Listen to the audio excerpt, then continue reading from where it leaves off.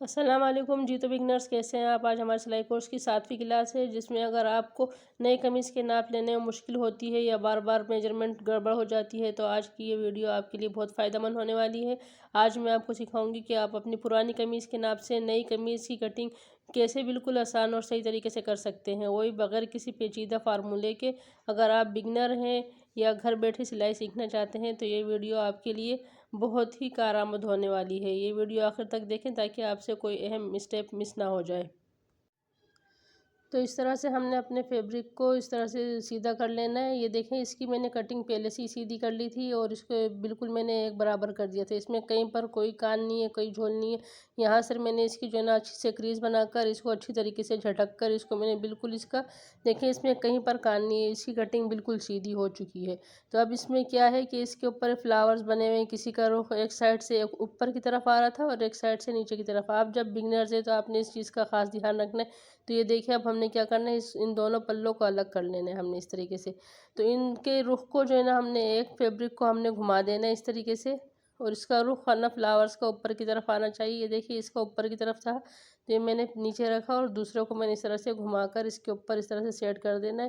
اور اس کی میں نے اچھے سے کریز بنا لی تھی، اس میں کہیں پر بھی جھول نہیں تھا اور نہ ہی کوئی کان تھا۔ تو یہ دیکھیں، اب ہم نے اس کو اس طرح سے رکھ لینا ہے۔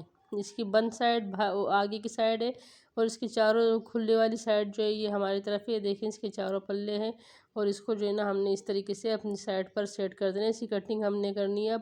تو اس کے بہت آسان فارمولہ ہے۔ یہ دیکھیں، اس کے چاروں کھلے پلے ہماری سائڈ ہونے چاہیے اس طرح سے۔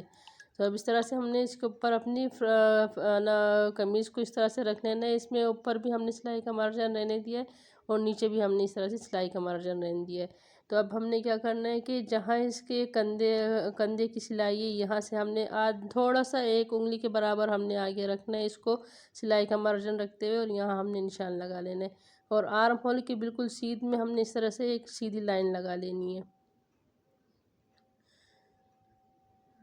بہت ایزی طریقہ ہے۔ اس طرح سے ہم نے اس کی فٹنگ کے ساتھ بھی ایک دفعہ جو ہے نا ہم نے نشان لگا لینا ہے۔ یہ ہماری سلائی کا ہوگا اور یہ پھر جب ہم نے اس میں مارجن دینا ہے فیبرک کا تو اس طرح سے دیکھیے اس کو سیدھا کر لینا ہے۔ جہاں سے جو ہے نا ہم نے کندھے کا نشان لگایا تھا وہاں تک ہم نے اس کو ایک اسکوائر ڈبے کی شیپ دے دینی ہے، جیسے کہ عام آرم ہول میں ہوتا ہے۔ اس طرح سے ہم نے اس کو ایک ڈبے کی شکل دے دینی ہے۔ تو یہ دیکھیں، اب یہاں سے ہم نے اس میں فٹنگ کا مارجن رکھتے ہوئے یہاں پر ایک نشان لگا لینا ہے، اور اب اس میں ہم نے اس طرح سے نیچے تک یہاں تک فٹنگ تک ہم نے سلائی لگانی ہے جہاں تک ہماری فٹنگ ہے، اور چاکس کے پاس ہم نے اس کی اس طرح سیدھی لائن لگا لینی ہے۔ یہ دیکھیں، اس طرح سے اب ہم نے جو ہے نا اس میں کوئی فالتو فیبرک نہیں لگانا۔ اس کے لیے جو ہے نا میں نے پلٹا یوز نہیں کیا، بس اسی کو ہی میں نے فولڈ کرنا ہے۔ تو اسے میں نے سلائی کا مارجن جیسے 2 انچ تک رکھتے ہوئے 1.5 انچ تک، اور میں نے اس کو اس طرح سے لگا لیا۔ اور یہ دیکھیں، یہاں پر چاک کے پاس ہم نے اس کی اس طرح سے سیدھی لائن لگا لینی ہے اور چھوٹا سا ٹک لگا لینا ہے تاکہ ہمیں یاد رہے کہ یہاں تک ہماری چوکس ہونی ہے کٹنگ کے ٹائم۔ اور اس طرح سے یہ اس میں سلائی کا مارجن ہے۔ اور یہ دیکھیں، اب یہاں سے جو ہے نا ہم نے کیا کرنا ہے، یہ دیکھیں اس کا آرم ہول کا ہم نے اب کٹنگ کرنی ہے۔ تو یہ دیکھیں، اس لائن سے آدھا انچ ہم نے اس سائڈ کو اور آدھا انچ اس سائڈ کو اس طرح سے دیکھیں ایک تیر کے نشان کی طرح ہم نے بنا لینا ہے۔ اور اس کو جو ہے نا ہم نے یہاں سے آرم ہول سے لے کے یہاں تک ہم نے اس کی جو ہے نا اس کو یوں راؤنڈ شیپ دے دینی ہے، 1.5 انچ تک اندر کی سائڈ ہو گئی ہے۔ اور یہ ہے نا ہمارے فرنٹ پہ ہے نا آرم ہول کی نشان ہے، اس کو اس طرح سے ہم نے اندر کی طرف تھوڑا سا ڈیپ میں رکھنا ہے اور اس کو یوں راؤنڈ کر دینا ہے اوپر تک۔ بہت آسان اور ایزی میتھڈ ہے۔ اب ہم نے کیا کرنا ہے کہ باہر کی سائڈ جو نشان تھا اس کے ساتھ ساتھ ہم نے کٹنگ کر دینی تاکہ اس کے فرنٹ اور بیک کی ایک جیسی کٹنگ ہو جائے۔ یہ نہ ہو کہ آپ جو اس کا اندر کی سائڈ جو ہے نا نشان ہے اس کے ساتھ کٹنگ نہیں کر دینا، ورنہ فٹنگ میں ہو جائے گا۔ اس طریقے سے جو ہے نا اب ہم نے اس کی فٹنگ کے ساتھ ساتھ ہم نے اس کی اس طرح سے کٹنگ کر دینی ہے۔ دیکھیں آپ، کتنا ایزی میتھڈ ہے اس کے ہے نا۔ اور ہے نا اس کی باقی ویڈیوز بھی آپ دیکھیں۔ اگر آپ کو کچھ سیکھنا ہے اس طرح سے فری میں سلائی کورس سیکھنا ہے تو آپ ہے نا میرے چینل کو سبسکرائب کریں اور لائک کریں ویڈیو کو، تاکہ ہے نا ہمارا چینل آگے گرو کر سکے۔ اس طرح سے ہم نے 1 انچ اس میں یہاں پر ٹک لگایا جہاں تک ہمارا گلا تھا، 3 انچ آگے کی طرف ہم نے اس کو فیبرک رہنے دی اور اس کی یوں ڈیپ کٹنگ کر دی ہم نے۔ اور یہ فرنٹ آرم ہول کی بھی ہم نے اس طرح سے ڈیپ کٹنگ کر دی اس کی۔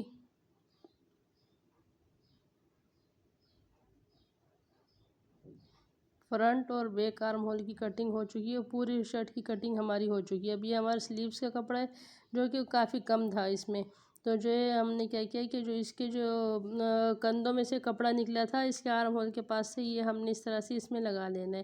چاہے تو آپ اس میں اوپر لگائیں گے یا تو چاہے نیچے، لیکن میں نے اس کو اس طرح سے نیچے رکھا ہے تاکہ اوپر اس کی کٹنگ اچھی طریقے سے ہو جائے۔ تو میں نے اس کو اس طرح سے سیدھا کر لینا ہے پہلے اسی کترن کو، اس کی کٹنگ کو ہم نے بالکل سیدھا کر لینا ہے اس طرح سے۔ اور یہ ہے ہمارے آستین جتنے ہی فیبرک، لیکن نہ اس کو ہم نے اس طریقے سے اب اس کی کٹنگ کرنی ہے، میں آگے آپ کو سمجھاتی ہوں۔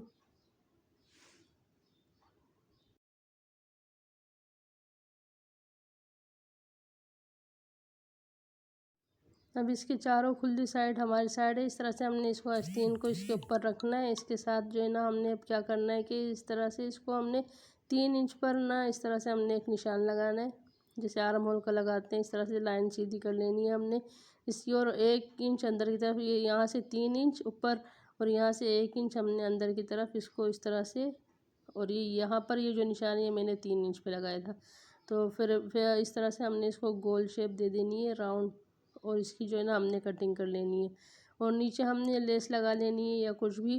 اگر آپ کو میرے ہے نا آئیڈیا پسند آیا اور اس طرح سے آپ کو ایزی لگا ہے، آپ کو سیکھنے کو کچھ بھی ملا ہے، تو آپ نے میری ویڈیو کو لائک کرنا ہے، شیئر کرنا ہے، بیل آئیکن کو پریس کرنا ہے اور میرے چینل کو سبسکرائب کرنا ہے۔ اور یہ ہے آج ہمارا آسان ترین طریقہ تھا جو کہ میں آپ کے ساتھ شیئر کر چکی ہوں۔ اگر آپ کو ویڈیو پسند آئی تو آپ نے مجھے، اگر کچھ بھی سمجھ میں نہیں آیا تو آپ نے مجھے کمنٹ کر کے ضرور بتانا ہے۔ اس طرح سے اب ہم نے اس کی اس طرح سے ترچھی کٹنگ کر دینی ہے یہاں پر، یوں اس طرح سے۔ تو یہ ہو گئی ہماری سلیوز کی کٹنگ بھی کمپلیٹ ہو گئی، تو ہماری شرٹ کی بہت ہی آسان طریقے سے کٹنگ ہو چکی ہے۔ اس میں دیکھیں نہ کوئی مشکل تھی، نہ کوئی ہے نا زیادہ میجرمنٹ، بس ہم نے اپنے قمیض کے ناپ سے ہی بالکل جو ہمارے فٹ آتی ہے بلکہ اسی کے ساتھ ہم نے رکھ کر اس طرح سے اس کی کٹنگ کر دینی ہے۔